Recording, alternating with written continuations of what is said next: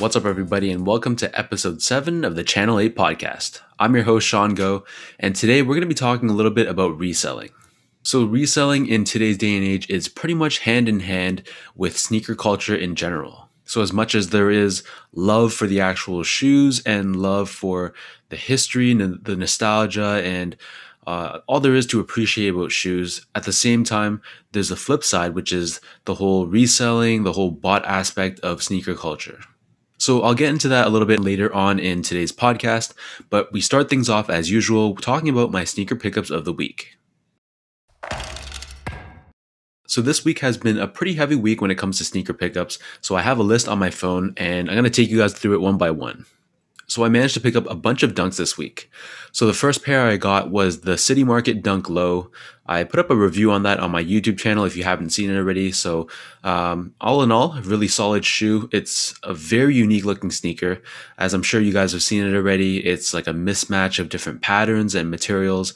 And it's supposed to represent like the different bags you get from vendors at your local city market. So yeah, it's a tough shoe to wear, but it's just one of those really crazy off the wall designs that Nike put out. And I don't know, I kind of dig it. I don't know how much wear they'll get in my rotation this summer, but it's definitely a keeper in the collection. The next shoe I got was the Carpet Company SB Dunk High. And again, this was another shoe I reviewed on the channel. So if you haven't already seen it, the video is up already on my YouTube channel. I also managed to pick up a pair from StockX, and that was the SB Dunk Low VX1000, aka the camcorder colorway. So from what I know, I don't think these are going to be releasing in North America, at least not anytime soon. So I just bit the bullet, paid resale, and got them on StockX. And then, of course, there were the Supreme Nike SBs that recently released. Of course, I took an L on all 4 pairs online. No chance for me. But these are definitely one of the top shoes of the year so far. And knowing the way I am and the way I always like to complete sets, I figured if I just pick up one now, chances are down the road at some point in time, I'm probably going to be picking up the remaining pairs. And at that point, the resale prices probably will have doubled or something crazy like that. So I decided to just sell off a bunch of stuff and I picked up all 4 pairs of the Supremes. I also tried out a brand new silhouette, so I picked up the Nike Overbreak in 2 colors. So I got the Mars Yard colorway and the collaboration with Undercover in that sail or off-white sort of color. So that's a shoe I'm really excited to try out. It's something that has a really, really crazy and strange look to it. I'm definitely excited to throw up that review for it, so be sure to check that out. It should be coming sometime in the next week. Another shoe I picked up is the Nike Air Force 1 Low in that popcorn colorway. So I don't think there's too much hype surrounding this one. It's just like a really wearable, really clean design. And I've told you guys this before, but I tell myself I'm not a huge Air Force 1 guy, but for some reason, I just keep picking up more and more pairs of Air Forces. Nike's been putting out a lot of really clean, really dope colorways. And I think this popcorn one was really nice. And yeah, the quality was real good. I got them in hand yesterday. And again, I'll also be throwing up a review on those soon.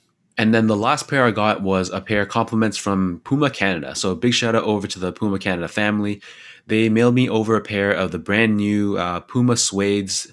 Technically, it's called Puma Suede 21. It's supposed to be like a remastered, recrafted pair of Puma Suedes.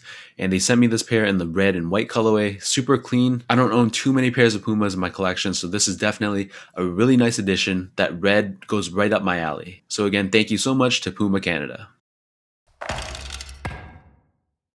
In terms of what I've been wearing the past week, so I've been continuing my commitment to stick with Air Max month. So it's been all Air Maxes so far this month. So for this past week, if you guys don't follow me on Instagram, I've been posting what I've been wearing every day on my feed, but just taking you guys through it quickly if you don't follow me. So on the first day of the week, I wore the Air Max 1 Paras. And then on the second day, I wore the Air Max 1 Mica Green. This is just one of those really clean GR colorways that dropped a few years back. On the third day, I broke out my Air Max 95 Neons, another really iconic pair. And then that was followed by the Sean Wotherspoon Air Max 197s. And then, let me see what else. Then I took out the Air Max 180 in the Berlin colorway. And then after that, I wore my Air Max 1 Nike Bayou or Nike ID in the Pigeon colorway. So this one was modeled after the New York City Pigeon Dunk. I even had a pigeon patch ironed on the back heel. And then the last pair of the week was the Air Max 90 by You, or Air Max 90 Nike ID. This one was another creation I made with a bunch of friends. We call it the Straight to Feet Butter colorway. And yeah, if you haven't seen it, check it out. It's on my Instagram page. So now let's talk about the main topic of today's podcast, and that is talking about sneaker reselling. So this has been a pretty hot topic recently in the community, obviously because of the whole Nike and Hebert and the West Coast streetwear scandal. So for those of you guys that aren't aware of the situation, long story short, there was this resale company called West Coast Streetwear, and he was featured in this Bloomberg business article. And eventually got out that his mom was Ann Hebert, who was the VP and GM of North America for Nike.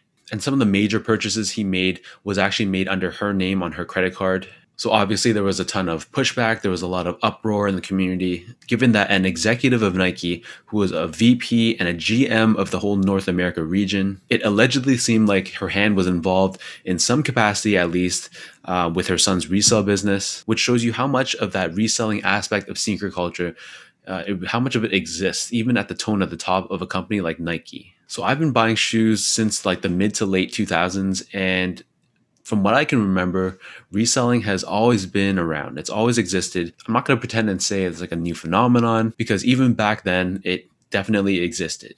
So when I started buying shoes, I remember eBay was like the main platform. In addition to eBay, the other main sources that I would go to was the Nike Talk marketplace and the Soul Collector or ISS marketplaces. And on those platforms too, I also would buy for the most part, and sometimes I would sell also. But I think comparing how it was then to how it is now is it's really night and day. I think social media, specifically Instagram, it really changed the whole landscape, and it really not only did it grow the sneaker community, but it also introduced the whole flex culture aspect of sneaker collecting. So even when I started taking pictures of my shoes, at the beginning, it was honestly just for myself. I just wanted to document how my shoes looked when they were brand new. I just wanted to capture that moment in time when they were pristine, and I would just save all these pictures in my folders on my computer, but it wasn't really for anyone else to see. It was just for me. But with the introduction and growth of social media, especially in the past 10 years, I think the whole flex culture and just showing off what you have for other people to see, whether it comes from a genuine place in heart or not, that definitely shifted the dynamics of the sneaker community. I mean, talking about social media and like its effects from a psychological perspective, that's a whole nother story, but people like being liked. And generally speaking, for a lot of people, the more you get noticed, the more likes you get, the more that feeds into that vicious cycle about showing off what you have. So I think that component of it, it really changed the game in the sense that after that, a lot of people started buying shoes not really for themselves and not really for the true love of the game, but it became about what can get me the most likes, what can get me noticed the most. And whereas back in the day, you kind of wanted to stand out, it seems like nowadays the community as a whole knows what's dope and what's hyped. And for a lot of people, they're going for those exact same pairs that everyone considers to be the hype shoe. So I'll be the first to admit there was a point in time when I absolutely hated resellers. These guys are taking away pairs from me. I genuinely love the shoes. I'm going to rock them, so I deserve the pairs, not these guys that are just going to sell them for a profit. And for a while, that was my mentality. But I think as sneaker culture as a whole grew and there became more and more people interested in buying shoes, it's kind of inevitable that there's going to be a resale aspect to it. And you kind of see this across any hobby, anything that can be monetized. So whether we're talking about concert tickets or like Beanie Babies back in the day or PS5s right now, I feel like if there's money to be made, people are naturally going to buy them and try to make money. And I think my mentality of resellers really started to shift after I began to understand like the amount of work that they put in. So for myself personally, I try to avoid camping out in stores. Well, this was before COVID, but like I try to avoid camping out. It's something I really don't like doing. And even something like entering raffles. So before COVID, for a lot of the hype releases, we would go physically into as many Foot Locker stores as possible to put our name into the box, which meant every week I'd be making that tour, going through as many Foot Locker and Champ stores as I can, and even the boutiques like Livestock, just putting that drop in a bucket for the chance of winning that pair. And I'll tell you guys, like this was not something I enjoyed doing, and it's a lot of work. So a lot of the times, really, like I'd rather just pay a reseller the money that he wants instead of putting in all those hours of work to secure myself a pair for retail. Because if you think about it, the main incentive these resellers have is the fact that there are buyers out there that are giving them the cash that they're looking for. And again, I'll admit, I'm definitely guilty in feeding this whole vicious cycle of reselling shoes. You know, we hear this all the time, but if everyone just stopped paying resale, then the resale market would crash. And honestly, that's the truth. If everyone had a strict retail or bust mentality, then there would be no secondary market for these resellers to put their pairs on. But again, like I said, I'm part of the problem. I don't know how much of it is because of this platform that I have and the fact that I'm reviewing shoes, but I'm pretty sure even if I didn't have a YouTube channel, there'd be a good part of me that would still be buying shoes at resale. A lot of us in the sneaker community, we just can't take the L and we can't just move on from it, which is kind of disturbing if you think about it, because there's so many different quote unquote hyped pairs releasing every single week. So in a perfect world, if we took an L, then we just move on to the next. But for me at least, FOMO is definitely like a real thing. And I definitely fall victim into that trap of having that mentality that I really need that pair. And I somehow justify it in my head that the resale prices being charged are somehow worth it. So again, it's all relative. I mean, it's only worth what someone is willing to pay. And if I was a reseller and I was willing to put in the hours, the work, buying the bots or any of that stuff, if I'm being financially rewarded for that work, then why wouldn't I do it? So it's just this big vicious cycle that's going on between sneakerheads that just can't accept the L and are feeding the secondary market. And then on the flip side, there's people that are just buying it to resell and adapting and evolving to the landscape and finding ways to secure as many pairs as they can. And I gotta say, at this point in time, this is probably the worst I've ever seen, like the ratio between people that actually want to buy shoes to wear and people that are just buying to flip. Like, I don't remember ever being a point in time where it was this difficult to obtain like even like a GR shoe. So even something like the Nike Air Griffey Max, like the freshwater colorway, I think those shoes sold out instantly as well. Whereas they retroed even a few years ago and those ones sat on shelves. So even if there's like a small opportunity for like a $10 or $20 profit, people are even taking advantage of that. And it seems almost like there's no shoe that's safe from this. So if you think about this, like what is causing this issue? Is it strictly because there's more and more people reselling? Well, that's part of the problem. But I also think that there are definitely more people that are getting into shoes. But I think streetwear and sneaker culture has become much more ingrained in mainstream society. So you have like a bigger pool of people that actually want to wear shoes fighting alongside a bigger pool of people that want to resell shoes. So my question is, how much on the brand side have they increased stock, for example, to reflect this growing need? For a company like Nike and Jordan, which is where the majority of the hype lies, like I'd be very curious to be a fly in their wall, just to sit in on their conversations. Like I want to know, do they actually enjoy seeing this, the hype of their products selling out constantly on a week-to-week basis? Does the tone at the top really encourage this? Like we saw with Hebert, for all we know, even some of the other execs, maybe they're also implicitly involved with reselling in some capacity also. Recently, their CEO came out saying how they're trying to develop new technology to combat bots and get shoes in the right hands. But it's pretty convenient that he came out and said this shortly after their VP and GM resigned. And I just don't know how much of what he said we can trust and how much we can actually take for face value. So that got me thinking to possible solutions to this problem. My first thought was, how about like a pre-order system? So I know back in the late 2000s, Foot Lockers, at least here in Canada, they had like a pre-order system in place. So you simply just went to your local Foot Locker store, and for a lot of the hype releases, they'd have a pre-order list. So you just go on there, put on your name, your size, and then you would prepay the full amount of the shoes and they put on a gift card. So that pretty much guaranteed your shoe for when it would arrive in stores a few weeks later.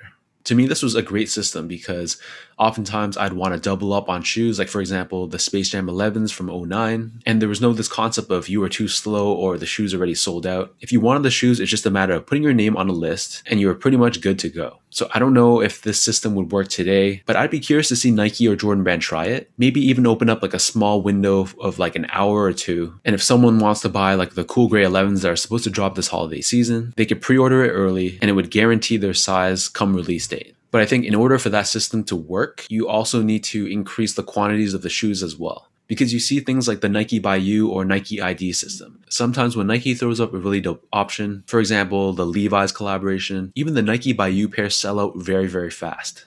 So if you think about it, Nike by You sort of is like a pre-order system in the sense that you have to put your money down first and then wait for the shoe to be built and then sent to you. So if they leave quantities to be really limited, like the Levi's collab, or even recently the Nike Dunks that showed up on Nike by You, those ones also sold out super, super fast. And you see people reselling their Nike by You customs on platforms like eBay, which is ridiculous. So I think in order for a proper pre-order system to work, you have to increase the quantities to give people the equal and fair opportunity to buy a pair. But then that leads me to the question of how would that impact demand? If something is readily available, even for like an hour or two, of course, you're going to satisfy people that are more on the purist side, people that genuinely appreciate that shoe. But how would that impact like the casual consumer, someone that's more interested in the shoe strictly because of hype and exclusivity? Because let's be honest, all of us, even to the tiniest degree, are a little bit guilty of this. If we weren't, then we'd all be rocking white on white Air Forces every single day. And it's always kind of cool to own something that not everyone has. So again, I just don't know how this would impact the demand of that product if everyone, their mom, their dad, their neighbor, are all able to grab this shoe within this pre-order window. I think this works for certain releases. Like, for example, you see things like an infrared Air Max 90, a Bread 1, like a Chicago 1, or white and red Air Max 1. There's just certain shoes that are just that iconic that there's going to be a ton of demand regardless of how many people are able to grab the shoe. But if you think about something like a Travis Scott SB Dunk or a Trophy Room Air Jordan 1, if Nike pumped out hundreds of thousands of pair of these, and if their value on the secondary market was something ridiculous like $100, how much of us then would really want these shoes? So I don't know. I don't know if this pre-order system is feasible. Like in a perfect world, yes. But I think from the business perspective, they definitely don't want to kill that hype. So if we pivot our mindset to trying to fight bots and trying to fight resellers, so like the Nike CEO said, they're trying to find ways to do this. I just think that it's going to be a constant cat and mouse game. No matter what the company does from the brand perspective, these developers of the bots, they'll always find ways to change and adapt to these changes. And we've seen this. So for example, with Shopify, this is like the platform that a lot of the boutiques use. More recently, they introduced the concept of answering a question before you can add the product to cart. And to some degree, that definitely helps the manual user. But I'm not someone that uses bots. I'm not really too familiar with how they work. But there's definitely ways, I think, that bots still give you that advantage over the manual user, even if there is that Q&A component. One thing I'm definitely seeing is there's this growing vocalization of passionate, true sneaker collectors that are really trying to make their voice heard and take a stand against these brands to make a change. So for example, I'm part of Soul Savvy. This is not like a sponsored podcast or anything like that, but I'm actually a member and I've been a member for the past couple of years. And in the past year, they've really, really grown their reach. They've brought on a lot of big names to work with them in an attempt to push their message, spread awareness of their company, and bring back that true love of the game, community aspect of sneaker culture. But I'm going to close this podcast and leave the ball in the court of the brands.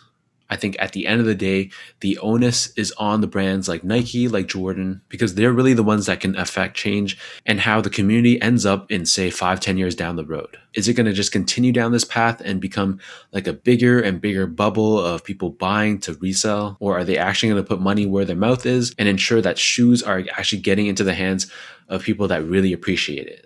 I guess we'll just have to wait and see if there's an actual big enough incentive for them to change. So that pretty much wraps up my thoughts about reselling. I'm very curious to know what you guys have to say. There's no right or wrong. I can honestly see the perspective of all sides. So let me know and let's start that dialogue. So if you guys enjoyed this episode, be sure to give it that thumbs up if you can. Give it that 5-star rating and review if possible. You can listen to the Channel 8 podcast on most of your major platforms, including Spotify, iTunes, and Podbean. The video version is also hosted on my YouTube channel at youtube.com/SeanGo. You can check out my Instagram page at esgo8 and my Twitter account at sean.go spelt out. So this has been episode 7 of the Channel 8 podcast. Thank you guys so much for listening. Hopefully you guys enjoy this episode, and I'll catch you guys all in the next one.